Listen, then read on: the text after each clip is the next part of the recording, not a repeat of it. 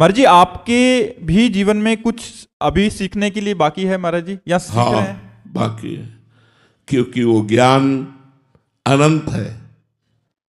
इसलिए जब उसका अंत नहीं है तो हम कैसे कह सकते हैं कि हम पूर्ण ज्ञानी हैं।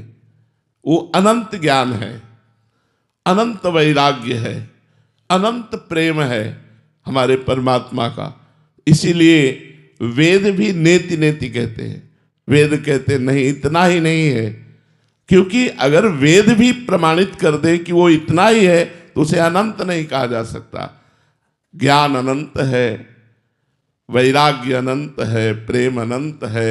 इसलिए साधु का पूरा जीवन अनुभव युक्त होने पर भी प्रतिपल अनुभव होता रहता है, प्रतिपल अनुभव होता रहता है।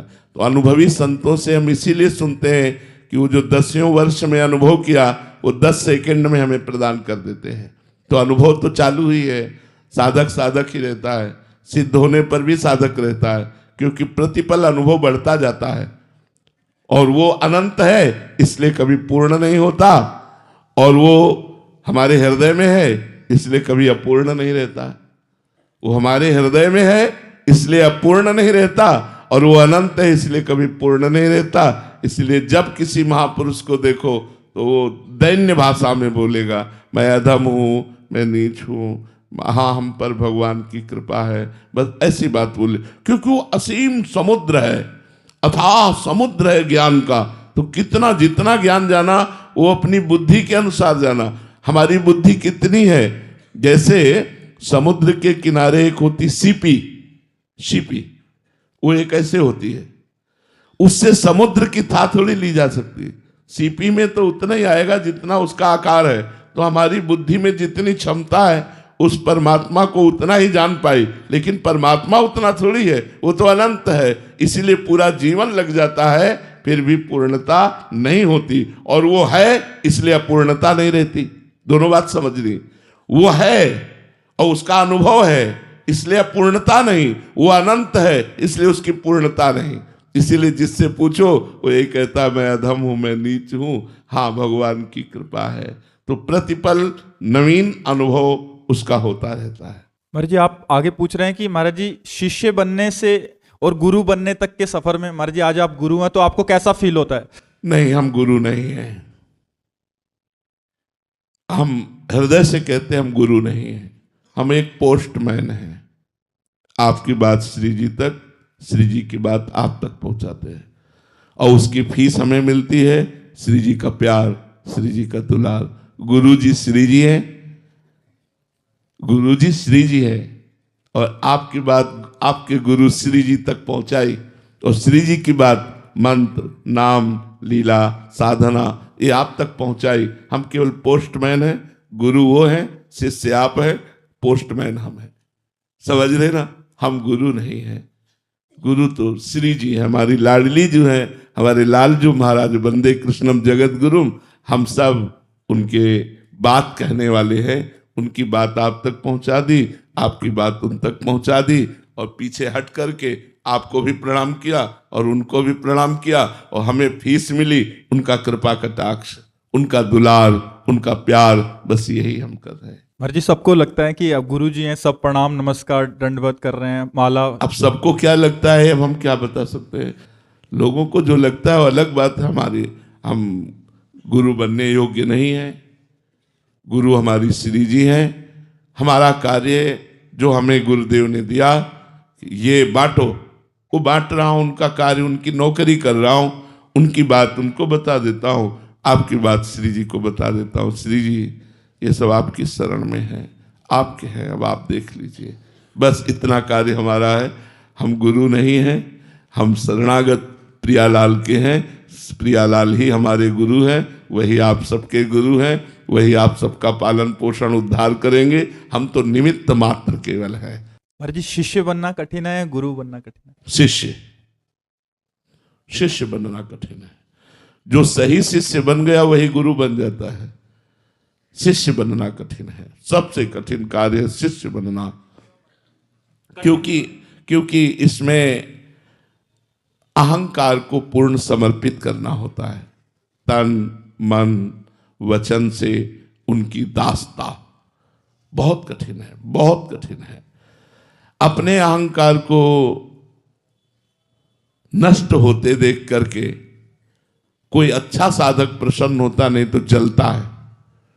तो गुरुजनों की जो मार पड़ती है वो अहंकार पर पड़ती है, और अहंकार की मार सबको बर्दाश्त नहीं होती। श्री नारदानंद सरस्वती जी के शिष्य विवेकानंद जी नैमिषारण्य में, अब वो युवराज से मतलब आगे के महंत बनने वाले थे, तो सज धज करके ऐसे सत्संग चल रहा था, है उनकी दृष्टि पड़ी, तो महापुरुष थे, उनका क्या खड़े हो जाओ, खड़े कर दिया। एक आदमी से कहा गौशाला से जाओ गोबर गीला करके लाओ, पूरी छविया भर के इसकी खोपड़ी पे रख दो, और पूरा गीला गोबर टपक टपक के पूरे सब कपड़ा लता उनके जितने सब, वो बस वैसे खड़े। बाद में पूछा कैसा लगा, बोले गुरु जी कृपा है। बोले जाओ स्नान कर लो, नए वस्त्र पहन कर आ जाओ। अब गुरुजन ये देखते हैं तुम्हारा अहंकार कहाँ है, दोष दृष्टि नहीं, पूर्ण समर्पण का मतलब निर्दोष दृष्टि गुरुजनों पर। ये जीवन, ये प्राण, ये आपका है, आप चाहो जैसे चाहो जहां चाहो वहां लगा दो, ये आपका है। तो सबसे कठिन होता है समर्पण, सबसे कठिन समर्पण होता है। अगर समर्पण हो गया शिष्य का तो गुरु स्वरूप ही हो गया, अभेद हो गया। जैसे नाभाजी ने अपना समर्पण अग्रदेवाचार्य जी को तो जहां अग्रदेवाचार्य जी की स्थिति वही नाभाजी की स्थिति थी। महाराज जी एक और प्रश्न है कि एक तो है निसंकोच होकर शिष्य को बोलना, कहीं गुरुदेव भी संकोच करते हैं कि अभी समर्पण की कमी पर, समर्पण की कमी पर, जैसे देख रहे हैं इसका समर्पण कच्चा है, तो अगर हम सही बोले और कठोर बोले तो ये भाग जाएगा, इसका जीवन नष्ट हो जाएगा। ये विपरीत भावना में नहीं भागेगा तो विपरीत भावना में आ जाएगा, तो वो संकोच करते हैं। जिससे स्वामी संकोच करे उस सेवक की क्या सेवकाई, उस सेवक की बात क्या। स्वामी निसंकोच बर्ताव करें क्योंकि मैं उनका हूं। जैसे वो अपने वस्त्र का, अपनी पादुका का, अपनी शैया का, अपनी वस्तु का प्रयोग निसंकोच करते हैं, ऐसे मैं उनकी एक वस्तु हूं, वो मुझे जैसे चाहे तैसे प्रयोग करें, स्वामी संकोच न धारण करें। ये शिष्यता बहुत बड़ी बात है, शिष्यता बहुत बड़ी बात है। मतलब भगवान कृपा करते हैं तब शिष्यता आती है, नहीं तो शिष्य तो लाखों बन जाते हैं, लेकिन शिष्य वास्तविक होना कोई मुश्किल ही, बिरला ही होता है जो तन मन प्राण वस्तु सर्वस्व समर्पित। बहुत कठिन है, हम ये बता रहे हैं, वाणी से कह देना और ये सब करना बात अलग है, लेकिन बहुत कठिन है। गुरुजनों की आज्ञा हम पर होने लगे, ये हम पर विशेष कृपा, गुरु हम पर आज्ञा करने लगे। हमको ऐसा गुरुदेव के सामने दर्शन कराना चाहिए कि जितनी आज्ञा दे रहे हो वो सब कम है, आप और दीजिए, आप और दीजिए। और प्रतिपल उनका उत्साह बढ़े गुरुदेव का कि हमारी, जब गुरुदेव निसंकोच कोई आज्ञा हमको देने लगे तो समझो कि अब हमारी शिष्यता परिपक्व हो रही। जब गुरुदेव संकोच करने लगे तो फिर ठीक नहीं। उसी को पुकारा जाएगा जो समर्पित है। चलो कपड़े खराब हो गए, चलो ऐसा करो, उसको बोला जाएगा जो पूर्ण समर्पित है। दूसरे नहीं नहीं आप रहने दो, आप रहने दो, चल तू चल, तुम ये कर, क्यों? क्योंकि वो समर्पित है। महाराज जी इससे भागवतिक स्थिति में भी फर्क पड़ेगा शिष्य की। हाँ बिल्कुल, लेकर भोगा फिर भी तृप्ति नहीं हुई तो घृणा की, धिक्कार है ऐसी वृत्ति को। मैंने अपने पुत्र की आयु को भी भोगा फिर भी तृप्ति नहीं, इसलिए मैं अनुभव अपना लिखता हूं साधकों के लिए। महाराज ये आती कि संपूर्ण सृष्टि की स्त्रियां, जौ धान्य भोग सामग्री एक पुरुष को मिल जाए तो भी तृप्ति नहीं होगी, उसे त्यागना ही पड़ेगा। त्यागात् शांतिरंतरम, त्याग से शांति होगी ना कि भोग से।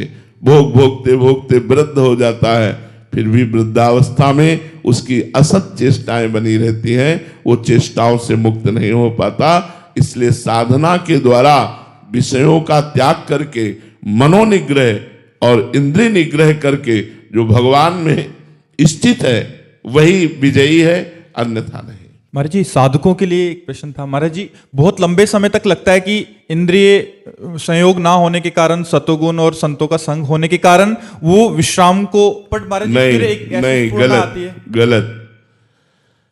ईश्वरना जब तक शांत नहीं हो जाती तब तक हम काम विजयी नहीं मान सकते, समस्त भोगों के त्यागी नहीं मान सकते। लेकिन नहीं, जब तक ईश्वरना है, जब तक वो चिंगारी है और उसकी शांति नहीं हुई तो ज्वाला बनने में देर नहीं लगती चिंगारी को। देवर्षि नारद जी ने कहा है, साधना करते करते ये विषय इच्छा तरंगवत हो जाती है। अगर उसे संयोग मिल जाए भोगों का तो समुद्रवत होने में देर नहीं लगती। इसलिए एक वैश्या गांव में रहती थी, तो वहां से संत निकलते थे, तो उनसे पूछती थी, बाबा जी तुम्हारी दाढ़ी पवित्र कि हमारे बकरे की दाढ़ी अच्छी? वो कुछ नहीं बोलते थे, रोज उपहास करती। एक दिन उनको भागवतिक संकेत हुआ कि तुम्हारा शरीर छूटने वाला है। उन्होंने कहा, भाई गांव की वैश्या को बुला लाओ। बुला लाए। कहा, बेटा मेरी दाढ़ी पवित्र। तो उनका, महाराज जी आज तक आप नहीं बोले। बोले, अब जा रहा हूं, अब जा रहा हूं तो बोल रहा हूं कि मेरी दाढ़ी पवित्र, लेकिन जब तक जाने का संकेत नहीं हुआ तब तक नहीं बोल सकता। अर्थात जब तक इस धराधाम में शरीर है तब तक सावधानी रखनी है, जीते जी सावधानी रखनी है। शिव विरंचिका मोहई को है बपुरान। महाराज जी बहुत लंबी लड़ाई है। बहुत लंबी लड़ाई से कोई ये न समझ ले कि 10-20 माला जप कर हम काम विजयी हो जाएंगे, क्रोध विजयी हो जाएंगे।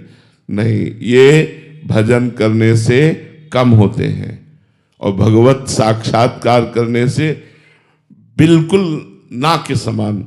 लेकिन संयोग बन जाए तो गिरने के चांस रहते हैं। इसलिए आजीवन साधु को या साधक को अपने उपासना मार्ग में एक लक्ष्मण रेखा रखनी चाहिए कि इसको हम क्रॉस नहीं करेंगे।